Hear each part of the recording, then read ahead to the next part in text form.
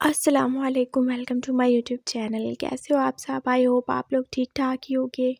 आज मैं आपके साथ माय किडनैपर 2 का 6th पार्ट शेयर करने वाली हूँ और अगर आपने पहले वाले पार्ट्स नहीं देखे तो वो भी देख लीजिए।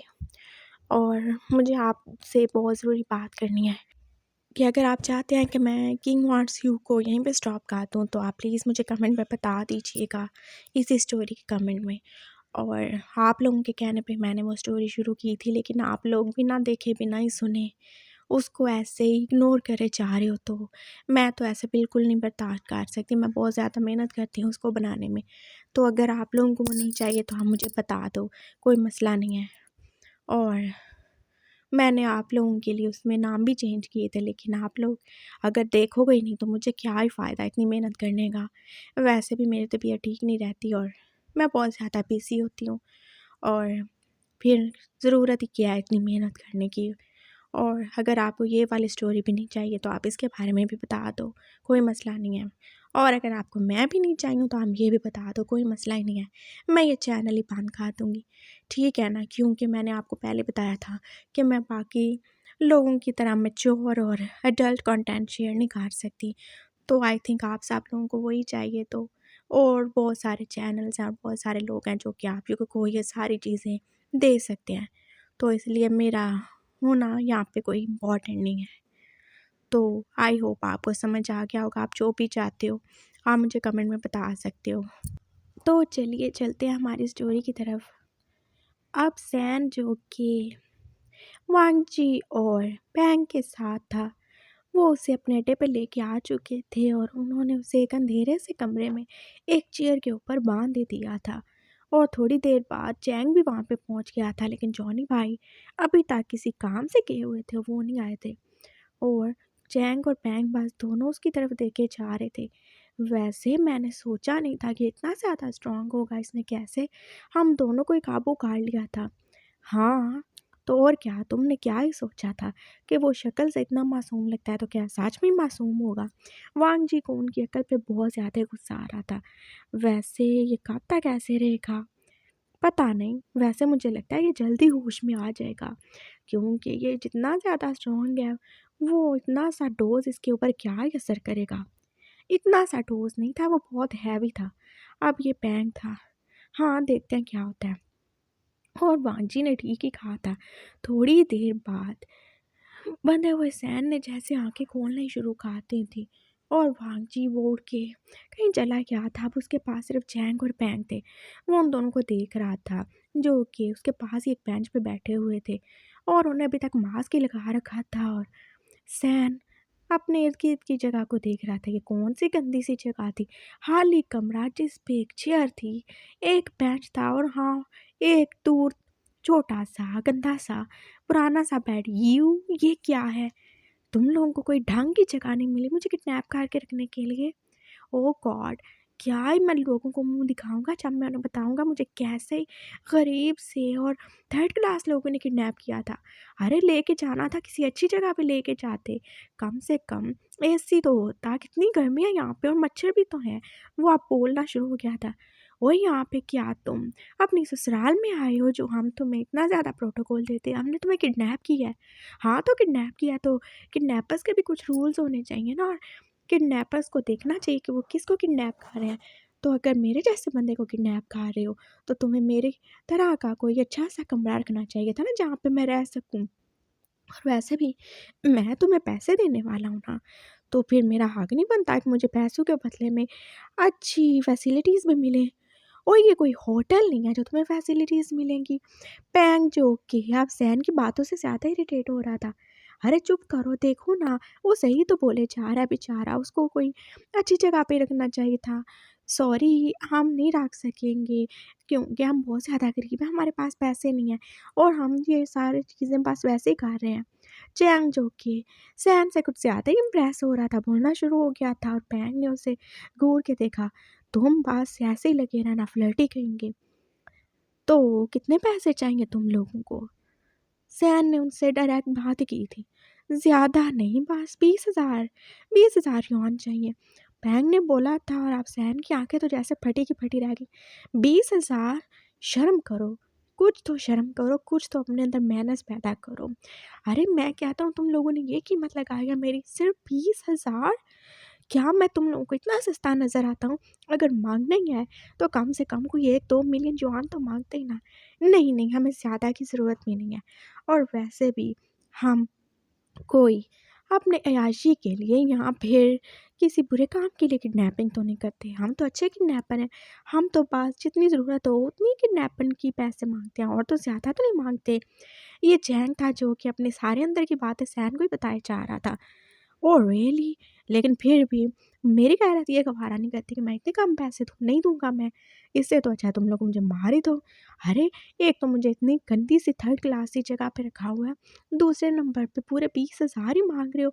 इतनी कम रकम। अरे! इतने का तो मेरा जूता भी ना आए। नहीं रहना मुझे यहाँ पे, कहीं और लेके चलो। और हाँ, माँगने गया तो ज़्यादा पैसे माँगो, नहीं तो मुझे वापस नहीं जाना। सैन जो क्या मुँह बना के बैठ गया था और चैन-पैंग देख रहे थे। कैसा ही अजीब-सा बंदा था तो कि काम नहीं बल्कि ज़्यादा पैसे देना चाहता था खुद ही। इसका दिमाग सच में घूमा हुआ है। वो एक-दूसरे की तरफ देख के सोच रहे थे। वैसे वो तुम्हारा तीसरा पार्टनर किधर है? उसको बुलाओ ना ज़रा। वो बहुत ज़्यादा तेज़ और स्ट्रॉन्ग बन रहा था ना, तो मैं उससे भी मिलना चाहता हूँ।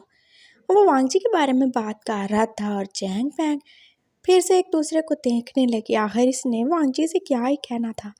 और ये तो वो पागल नहीं जानते थे कि सैन के साथ कुछ क्यों ही बोल रहा है। वो उन्हें बातों में लगा के अपने हाथों की बंधी हुई रस्सी तो खोल ही चुका था और वो बहुत ज़्यादा ही तेज़ था। उसने बहुत ज़्यादा मासूम बनते हुए और उनकी नज़र में बेवकूफ़ बनते हुए उन्हें बातों में लगा के वो रस्सी खोल ही ली थी और अब बस वो उन पे अटैक ही करने वाला था। लेकिन ऐसे कैसे? वो उन तीनों को इकट्ठा ही तो पहुँचना चाहता था। उन तीनों की हिम्मत भी कैसे हुई सैन को किडनैप करने की? और वांगजी तो बाहर जाके अपनी स्टेप सिस्टर यानी कि लैंजी से बातें कर रहा था जो कि इतने टाइम बाद वापस ही आ गई थी। और लैंजी फारग नहीं बैठती थी बल्कि वो बिजनेस ही चलाती थी और वो इसी सिलसिले में इधर से उधर किसी एक कंट्री से दूसरी कंट्री और कभी एक सिटी से दूसरी सिटी घूमती रहती थी। और उसने बोला, शीजे मैं बिल्कुल घर वापस नहीं आऊँगा। आपको पता नहीं है पापा ने मेरे साथ क्या किया। वो उस बुढ़े से मेरी शादी करवाना चाहते हैं और मामा वो भी कितना बुरा करती हैं मेरे साथ, मैं नहीं आऊँगा। और लैंसी ने उससे बोला, देखो तुम ऐसे परेशान मत हो, मैं तुम्हारे साथ हूँ ना। तुम एक बार घर वापस आ जाओ, मैं मामा पापा को समझाने की कोशिश करूँगी। नहीं, मैं वापस नहीं आऊँगा। मुझे बहुत ज़्यादा फ़िक्र होती है और मेरे पापा हैं ना, मैं उनके आगे कुछ बोल नहीं सकता। मुझे डर लगता है वो कहीं ज़बरदस्ती मेरी शादी ना करवा दें और मैं नहीं आ रहा। प्लीज़ तुम घर वापस आ जाओ ना, मैं तुम्हें बहुत ज़्यादा मिस करती हूँ। देखो मैं कितने दिन बाद ही आई हूँ और अगर तुम नहीं आओगे तो क्या होगा? फिर मैं चली जाऊँगी, फिर दोबारा से हम कितना टाइम ही नहीं मिल पाएँगे ना। लैंसी जो कि अब उसे मक्खन ही लगाई जा रही थी और क्यों ना लगाती। उसका सारा खर्चा तो जैसे वांगजी के दम पे चलता था और वांगजी के साथ नहीं जानता था। वो जितना भी ज़्यादा खुद को स्ट्रॉन्ग कर ले लेकिन वो बेसिकली बहुत ज़्यादा इनोसेंट था जो कि बहुत जल्दी अपनी सौतेली बहन की बातों में ही आ जाता था और उसने वांगजी की किसी कमज़ोरी का तो फ़ायदा उठाया था। वो जानती थी वो लाड झगड़ के या फिर ज़ोर ज़बरदस्ती से कुछ भी वांगजी से नहीं ले सकते। इसीलिए ये लैंज़ी जो उसके साथ प्यार मोहब्बत का ड्रामा करके उससे जो भी निकलवाना होता था निकलवा लेती थी। और ये सब कुछ क्यों ही हो रहा था? सिर्फ़ उसकी ग्रैंड माँ की वजह से, जिसने अपनी जायदाद अपने ग्रैंडसन यानी कि वांगजी के नाम कर रखी थी और उसके पापा जो कि सिर्फ गार्डियन ही थे। हाँ, लेकिन ये जायदाद तभी वांगजी को मिल सकती थी जब वो शादी कर लेगा और अभी तक तो उसके चीकू के आने को कोई दूर दूर तक आसार पैदा नहीं हो रहे थे। और अगर वांगजी की शादी 24 साल की उम्र तक नहीं हुई थी तो फिर क्या ही होगा? सारी जायदाद उसके पापा को मिल जानी थी। और उसको अपनी ग्रैंड माँ पे बहुत ज़्यादा गुस्सा आता था जिसने इतना कुछ दे के भी उसके हाथ बांध दिए थे। और फिर उसके पापा क्या ही करते थे, कभी बिजनेस के लिए कभी किसी और चीज़ के लिए उससे साइन करवा लेते थे और वो बार बार साइन कर भी देता था। हर अपने बाप के आगे कैसे बोल सकता था। हाँ, वो अपनी सौतेली माँ पे यकीन नहीं करता था लेकिन उसका बाप और उसकी सौतेली बहन वो तो बस उसे दोनों हाथों से लूट ही रहे थे। और वो यही सोचते थे चलो एकदम ना सही, थोड़ा थोड़ा ही सही, वो उससे कुछ ना कुछ निकलवा ही लेते थे। और वांग जी जो कि खुद अभी कोई भी खर्चा नहीं कर सकता था, क्योंकि उसकी ग्रैंड माँ को यही लगता था कि वो अभी समझदार नहीं है और इस काबिल नहीं है कि सब कुछ संभाल सके, क्योंकि वो बहुत जल्दी गुस्से में आ जाता है। इसीलिए पापा को उसका गार्जियन बना दिया था और अब यही बात बेचारे वांग जी को नुकसान दे रही थी। उसने कॉल बंद कर दी थी और वो वापस आप रूम में चला गया था, जहाँ पे सैन होश में ही आ चुका था। वांग जी ने उसको फिर से मास्क से कवर कर लिया था। हाँ बोलो, क्या काम है तुम्हें, क्यों बुला रहे थे मुझे? उसने सैन की तरफ देख के गुस्से से बोला, ये ज़रा तुम अपनी ज़रा मनहूस शक्ल तो दिखाओ मुझे, तुम्हारी हिम्मत भी कैसे हुई मुझे किडनैप करने की? और चलो किडनैप किया तो किया, किसी अच्छी जगह पे लेके नहीं जा सकते थे? और दूसरे नंबर पे ये क्या ही तुम लोगों ने अजीब सी डिमांड की है, 20,000 युआन, यानी कि बहुत कम ही कीमत लगा दिया तुमने मेरी। तुम्हें ज़्यादा पैसे मांगने चाहिए थे, बहुत ज़्यादा। नहीं, हमें ज़्यादा पैसे नहीं चाहिए, आपकी मेहरबानी होगी जो आप हमें इतने पैसे भी दे दें। हाँ तो कैसे दूँ मैं पैसे? मैं घर में किसी को कॉल करूँगा तो तभी देंगे ना। वैसे मेरे पास पैसे होते हैं, लेकिन मैं अपना वॉलेट घर ही भूल आया हूँ। तो आप घर को में किसी को कॉल करें ना। हाँ तो कॉल करूँगा, अगर तुम मेरे हाथ खोलोगे तो, तभी तो कॉल करूँगा। सैन जो कि एकदम से कितना ज़्यादा अच्छा और स्वीट ही बन गया था, वांग जी और चैंग पैंग को यकीन ही नहीं आ रहा था। वांजी ने आगे बढ़ के जैसे ही उसके हाथ खोलने की कोशिश की थी, तो सैन जिसके हाथ तो पहले ही खोल चुका था, उसने एकदम से जैसे वांगची को गर्दन से पकड़ लिया। क्या सोचा था तुमने? बताओ क्या ही सोचा था? मैं तुम्हें पैसे दूंगा? अरे मैं तो इससे ज़्यादा, बहुत ज़्यादा चैरिटी में दे देता हूँ, लेकिन मांगने का कोई तरीका आता है। ये क्या हुआ, तुम मुझे किडनैप ही कर लोगे? मैं बहुत बुरा हूँ, मैं बहुत ज़्यादा ही बुरा हूँ। और तुमने क्या किया? मुझे हर्ट किया। ये देखो अभी तक दर्द हो रहा मुझे। वो उसे अपनी नेक दिखा रहा था, जहाँ पे कोई भी निशान नहीं था, जहाँ पे कुछ देर पहले ही वांची ने इंजेक्शन लगाया था। ये देख रहे हो तुम?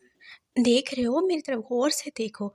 उसने वांगजी के फेस को पकड़ के ऊपर खींचा। ये देखो कितने ज़्यादा मच्छरों ने मुझे काट लिया। देख रहे हो कितने ज़्यादा रेड मार्क्स पड़ गए हैं? और तुम्हें पता है ना, हम स्टार्स की लाइफ कितनी ज़्यादा डिफ़िकल्ट होती है। अब मैं जब भी शूटिंग पे जाऊँगा, यहाँ किसी कॉन्सर्ट में जाऊँगा, तो वो क्या ही बोलेंगे, सब यही बोलेंगे कि मेरा किसी ना किसी के साथ, अपने को एक्टर या एक्ट्रेस के साथ चक्कर ही चल रहा है और ये सारे बाइट मार्क्स हैं। तुम जानते नहीं हो, पहले लोग मुझे कितना ज़्यादा शिपिंग का निशाना बनाते हैं। तुम जैसे लोगों की वजह से मैं बदनाम हो के रह गया हूँ। और तुम्हें पता है ना, मैं बहुत ज़्यादा ही नफ़रत करता हूँ उन लोगों से जो मेरी ब्यूटी को, मेरी रेपुटेशन को या फिर मुझे नुकसान पहुँचाते हैं। और अब इसके बाद भी तुम ये सोच रहे हो कि मैं तुम्हें पैसे दूंगा? अरे नहीं दूंगा, मेरे पास होंगे तो भी नहीं दूंगा, मैं आग लगा दूंगा, तुम सबको मार डालूंगा, लेकिन मैं किसी को पैसे नहीं दूंगा। मेरी ब्यूटी को खराब कर दिया, मुझे किडनैप करके ले आया, इतनी गंदी सी थर्ड क्लास जगह पे रखा, और सिर्फ 20,000 ही मांग रहे हो। इससे ज़्यादा इंसल्ट मैंने अपनी ज़िंदगी में कभी फील नहीं की जितनी तुम लोग मेरी कर रहे हो। वो नॉन स्टॉप बोले ही जा रहा था और वांगी सोच रहा था क्या ये पागल है जो सिर्फ कम पैसों की वजह से गुस्सा हो रहा है। मुझे नहीं पता, मांगने या तो 1-2 मिलियन मांगो, नहीं तो मैं नहीं जा रहा, चाहे तुम लोग मुझे मार ही डालो। वो जाके फिर से चेयर पे बैठ गया था और किसी बच्चे की तरह ही रूठ गया था। और सैन ऐसा नहीं था जो अजीब अजीब हरकतें करता, ये सब तो उस ड्रग की वजह से था जो कि उसके दिमाग पे असर कर चुका था और वो ज़्यादा देर तक भी होश नहीं रहा था, लेकिन वो नशा तो अभी भी उसके दिमाग में ही था ना। और आधा वो सोया और आधा जागा हुआ था और वांगजी ने सोचा शुक्र है मेरी जान तो छूटी। और अब वो चैंग पैंग की तरफ देख रहा था। तुम लोग क्या खड़े होकर तमाशा देख रहे थे? देखा ना, अभी वो मेरा गला ही दबाने वाला था। और फिर से तुम लोग क्या ही हो? मैं अब जॉनी भाई से शिकायत करूंगा तुम्हारी कि तुम बिल्कुल भी अपने काम में इंटरेस्ट नहीं लेते। हाँ का इंटरेस्ट ले तो रहे हैं, बहुत ज़्यादा इंटरेस्ट ले रहे हैं। सैन जो कि फिर से चेयर पे जाके सो चुका था। चैंग और पैंग दोनों उसकी तरफ देख रहे थे। ये अजीब ही था, लेकिन ये कितना ज़्यादा क्यूट है। चैंग की रग फिर से भड़की। वो अब जाके सैन को करीब से देख रहा था। देखो ये कितना ज़्यादा क्यूट है और ये कितना ज़्यादा फेमस सिंगर है। मैं तो इससे ऑटोग्राफ लिए बिना इसको जाने नहीं दूंगा। मनहूस आदमी, हमने इसे किडनैप किया है, कोई इसको यहाँ पे कॉन्सर्ट करवाने के लिए नहीं लाए। तो वांगजी को कितना ज़्यादा गुस्सा आ रहा था। हाँ तो क्या हुआ, इतना फेमस बंदा है, मैं तो ऑटोग्राफ लेके बोल रहूँगा। चैंग जो कि अभी तक सैन को गौर से देखा ही जा रहा था और उसने अनजाने में से ही उसके फेस को टच कर दिया था और सैन ने फिर से आंखें खोल दी। हे यू खबरदार बेशरम आदमी, तुम्हारी हिम्मत भी कैसे हुई मुझे हाथ लगाने की? कोई मुझे टच नहीं कर सकता, कोई भी नहीं।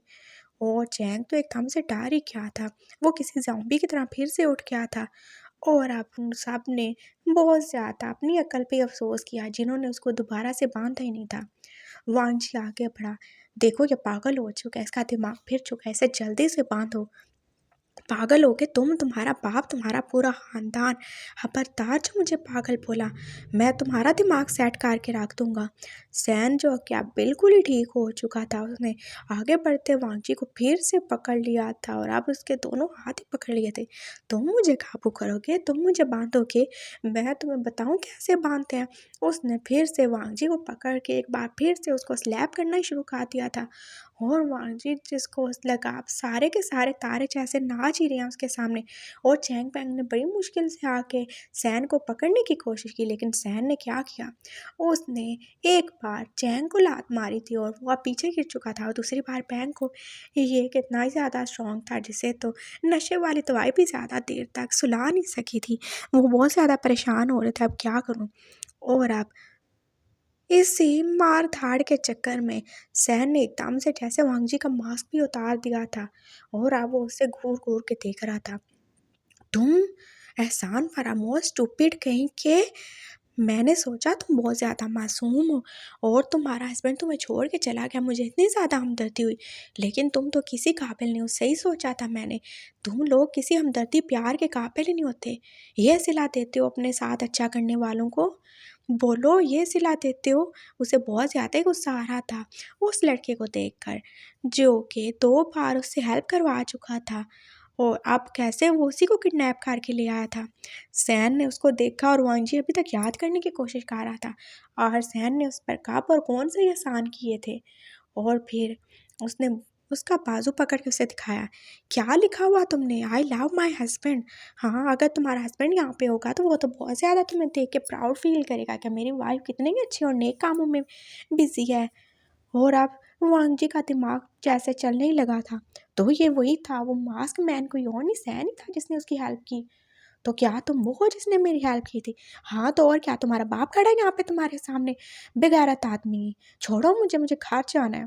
मैं तुम्हें नहीं जाने दूंगा जब तक हमें पैसे नहीं मिलते। मैं पैसे नहीं दूंगा, ले सकते हो तो ले लो और अभी भी मेरी पॉकेट में पैसे हैं, निकाल सकते हो तो निकाल लो। चैंग ने आगे बढ़ के उसकी पॉकेट को टच करने की कोशिश की, लेकिन सैन ने उसको उल्टे हाथ का घुमा के दे मारा था। दवा हो जाओ तुम, खबरदार जो मुझे टच किया, पता भी है कितनी महंगी जैकेट है मेरी, पता है नहीं ना पता, गंदे हाथ दूर रखो मुझसे।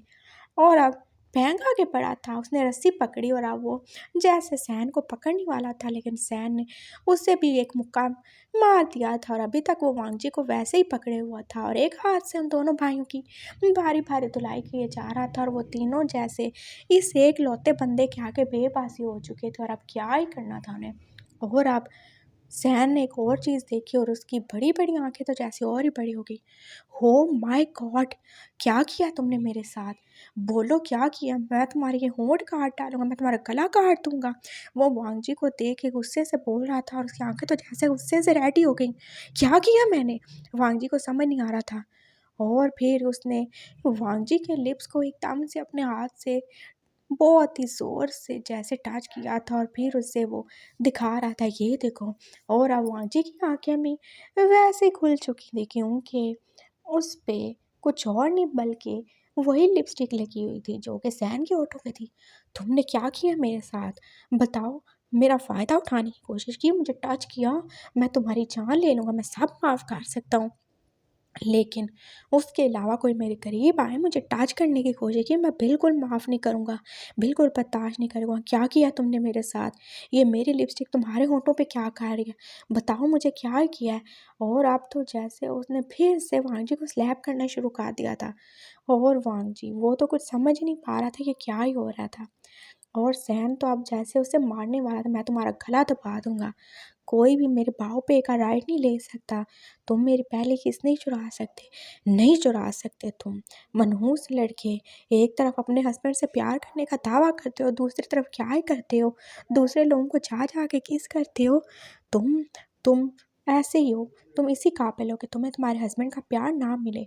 मैं तो दुआ करता हूँ ये सब देखने से पहले तो वो मार ही जाए। अपनी वाइफ की ऐसी बेवफाई देखने से तो अच्छा ही है ना कि बंदा मार जाए। और ऐसी बात पे तो अब वांग जी को गुस्सा ही आ गया था। खबरदार जो तुमने उसके बारे में ऐसा वैसा कुछ भी बोला, मैं तुम्हारी जान ले लूँगा। और अब वांग जी ने सैन को फिर से किया था, और सैन जो कि वांग जी को लेके दोबारा से चेयर पे गिर चुका था, लेकिन वो छोटी सी चेयर उनका बोझ कहाँ से बर्दाश्त करने वाली थी। और अब सैन नीचे और वांग जी फिर से उसके ऊपर गिर चुका था, और सैन ने अभी तक वांग जी को वैसे ही पकड़ा हुआ था, उसके दोनों हाथों को पकड़ ही रखा था। और वांग जी बहुत मुश्किल से कोशिश कर रहा था कि अपने हाथ छुड़ा ले, लेकिन नहीं छुड़ा पा रहा था। और फिर सैन दोबारा से उठ खड़ा हुआ। मैं तुम्हें इसकी सज़ा दूंगा, तुम एक बेवफा गद्दार बेईमान लड़के हो जो अपने हस्बैंड के साथ बेवफाई कर रहा है, और तुमने मुझे भी गंदा करने की कोशिश की है। ये मेरी बॉडी सिर्फ मेरे बाहु पे के लिए है, उसके अलावा कोई मुझे टच नहीं कर सकता, और मैं कभी भी उस बंदे को माफ़ नहीं करूँगा जो मुझे टच करेगा। और अब वांग जी की समझ में नहीं आ रहा था वो क्या करे, इस जानवर से कैसी अपनी जान छुड़ाए।